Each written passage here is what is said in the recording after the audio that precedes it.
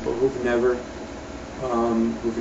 you can meet grown people who've never seen a dead person at a funeral. The next would be the jealous gods. Oh yeah, by the way, the God world is brought in by pride, or vanity, I suppose we could call it too.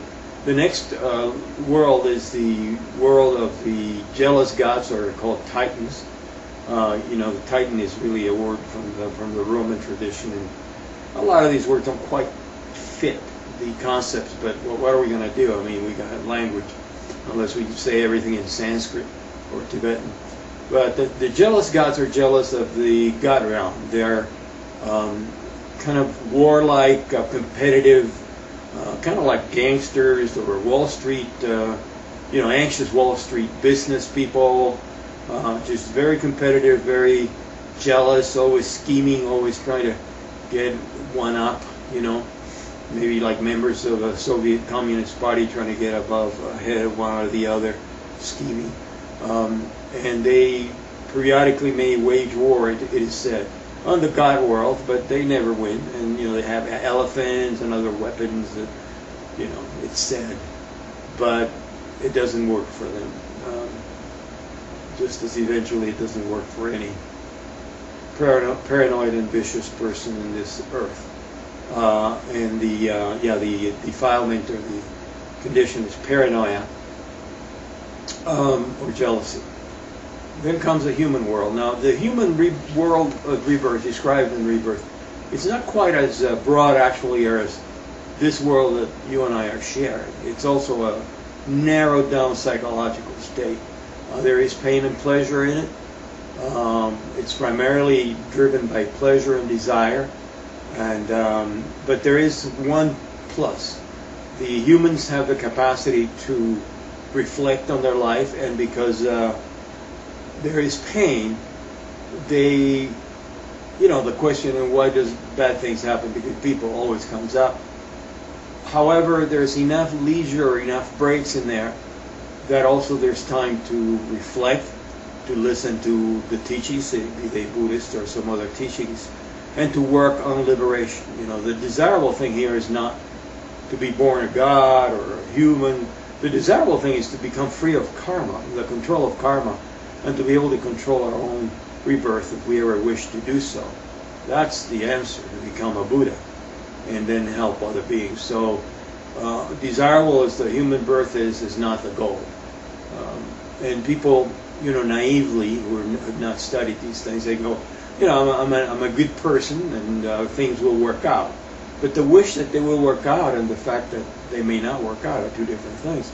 I mean, I don't know for a fact. I don't have memory of past lives. I don't have psychic visions of these worlds. But I'm thinking, well, other things in life are a little more complicated than we wish. So it may be a little risky to leave it all to and not think about it. I'm not worried about death. I'm not afraid about death. Well, no need to be afraid, but there's a need to think about it. Worry is also not helpful, but you need to prepare if we have a way to prepare. It's kind of Pascal's wager about afterlife.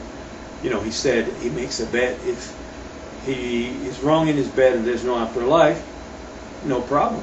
You just die. In fact, that would be easy. Your awareness would be extinguished and you suffer no consequences.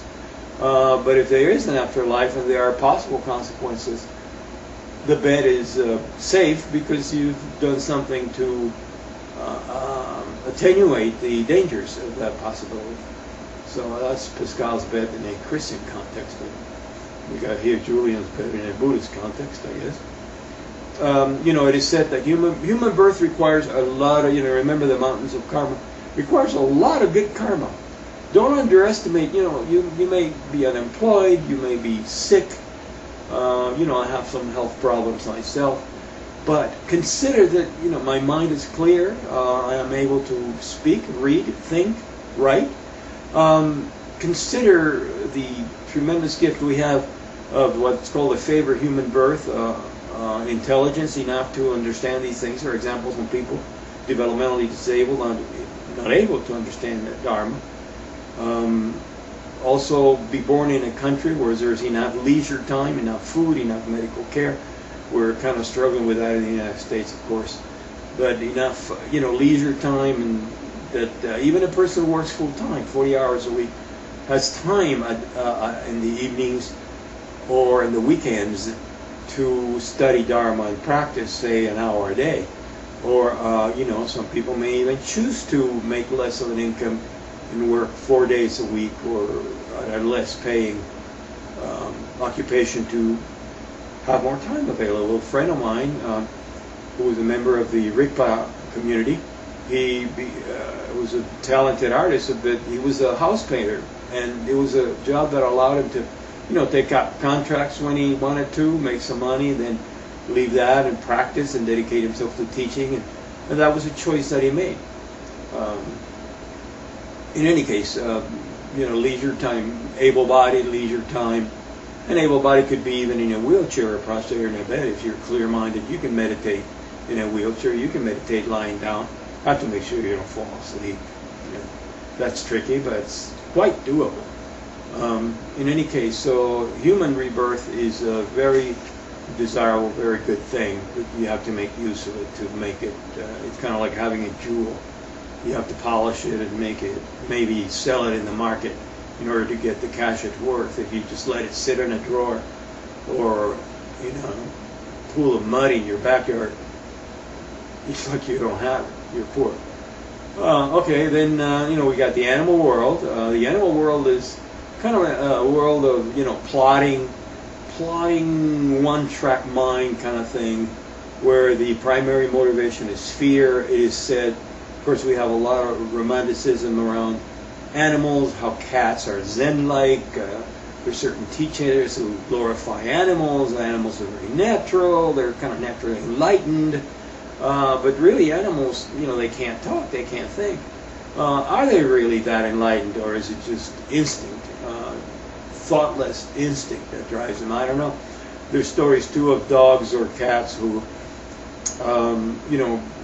are raised by a Zen community, and the dog or the cat would sit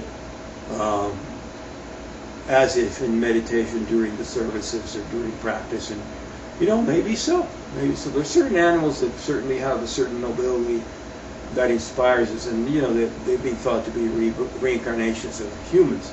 In any case, the Buddhist version is that animals are plotting, driven by fear, often abused by their owners, unfortunately, and that they live a very one-track kind of, like a pig. It's now down to the ground. And the main motivation for that rebirth is ignorance, what we call in the West denial. It's very much the kind of suppressing of the highlights of emotional life, I guess for the sake of stability, and just a very narrow driven kind of life. And it is said again, when you look at humans, there's a lot of humans who are kind of like animals, and that explains why the population of the earth keeps growing, even though not all were human at one time, I guess. Take that with a grain of salt. Then we go to the hungry ghosts. The hungry ghosts are pretas. I like to call them more frustrated beings or frustrated spirits. The word ghost stands for spirit, not the Casper, the ghost with a sheet on his head, but a spirit. They're frustrated. They're depicted as having big bellies, long necks, and a very narrow mouth, almost like a little mosquito mouth. They are constantly hungry, constantly looking for something. When they find something to eat, they can't eat it, the whole thing, because their mouths are too small.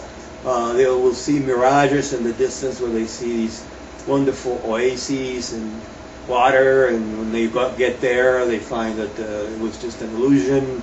At other times, they'll walk in fields, and the fields have razor blades. It's pretty close to a hell experience there. So they're described as having a pretty painful, pretty frustrating life. We know human beings, again, who are like hungry ghosts. They're